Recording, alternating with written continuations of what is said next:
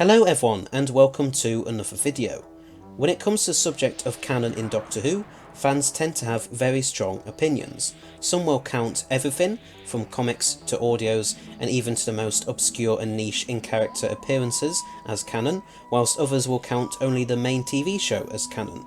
Some may even class only some bits of the TV show as canon. But just what exactly is officially classed as canon? What is the official line from the BBC when it comes to all of this? And how could everything be tied together? Well, in this video we're going to try and answer all of these questions. But first, what exactly does the word canon mean?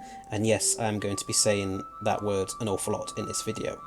Canon in this context essentially means what we consider to be a genuine or true part of a narrative. This can be applied to various TV shows and films, of course, but also to other things such as books and even religious works such as the Bible.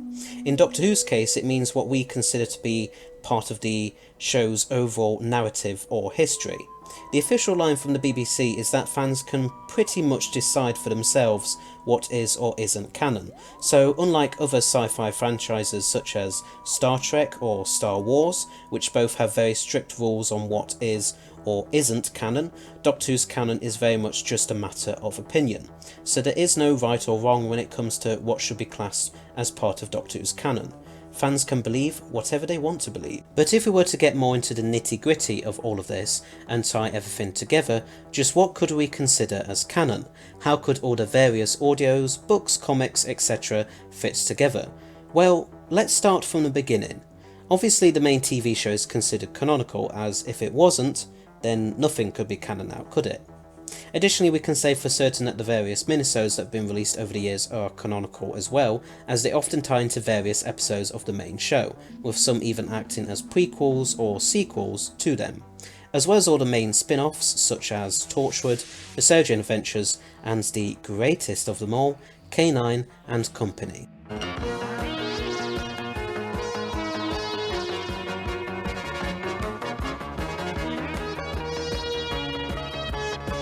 And there's also Doctor Who Redacted. So that's it, right? Well, wrong. If we're going to count the minisodes, then we would have to count Big Finish audios as well. You see, in one of the minisodes, The Night of the Doctor, which sees the 8th Doctor regenerate into the War Doctor, the 8th Doctor mentions some of his companions from his Big Finish audios. Charlie, Carey's Lucy, Tamsin, Molly. Friends, companions I've known, I salute you. But would this mean that just the 8th Doctor audios are canon, or are all Big Finish audios canon? Well, again, it's just a matter of opinion, but I personally believe that all Doctor Who audios released by the company are canon. But is there anything else? Well, yes there is actually. There have been many books and comics released over the years, and these could be considered as canon as well. After all, some of them do tie into the main show, such as the 9th Doctor book The Monsters Inside. In a TV episode Boomtown, Rose mentions going to the Justia system to Mickey, and guess what? The setting of The Monsters Inside was the Justia system. This wasn't a coincidence either. Rose was originally going to say that she'd been somewhere called Gragic Major instead, but this was then amended to be Justia in a deliberate attempt to tie the show and the 9th Doctor series of books together. Additionally, characters from the Doctor Who magazine comics have appeared in various Big Finish audios, such as Beep the Meep and Frobisher, a wisecracking, shape-shifting comic companion to the 6th and 7th Doctors.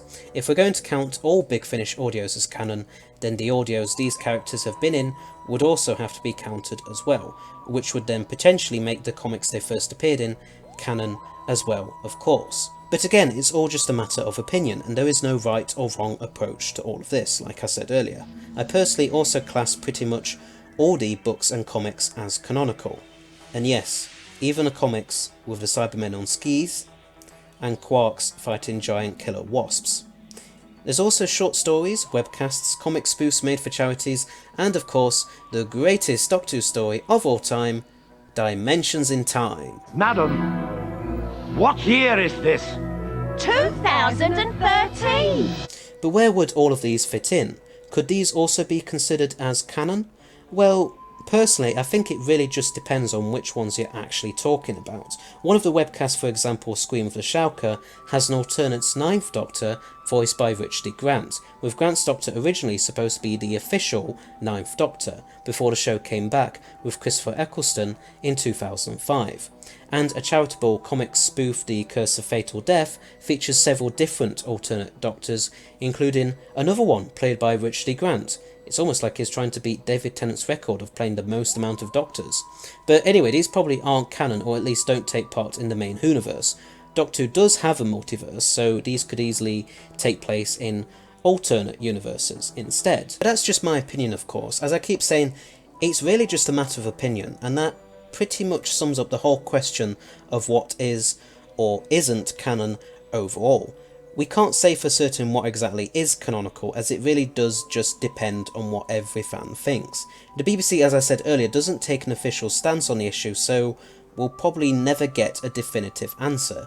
And I actually think that's a good idea. With its canon not having any strict rules or guidelines, Doctor Who is free to do whatever it wants when it comes to expanded universe material. It can choose to acknowledge some of it one minute, and then directly contradict or just plain ignore it the next. It helps to make the show more refreshing and stand out more from some of its other sci-fi/fantasy contemporaries, such as Star Trek and Star Wars, again, like I said earlier. Admittedly, there are times where I would like it if the main show acknowledged its expanded media more, but at the same time, I don't want it to get too bogged down in trying to tie itself to stuff that, excluding die-hard fans, the vast majority of viewers wouldn't have a clue about. But again, and I promise this will be the last time I say this, it's all just a matter of opinion. If you would like it if the main show acknowledged its various spin-off media more, then please let me know in the comments section below. As for The Timeless Child, that's a subject for another video, the next video in fact, so if you're interested in watching that, then please don't forget to press that subscribe button below. Anyway, so, thanks for watching, hope you liked it, please don't forget to rate, comment and subscribe, and I will see you all very soon. Bye bye!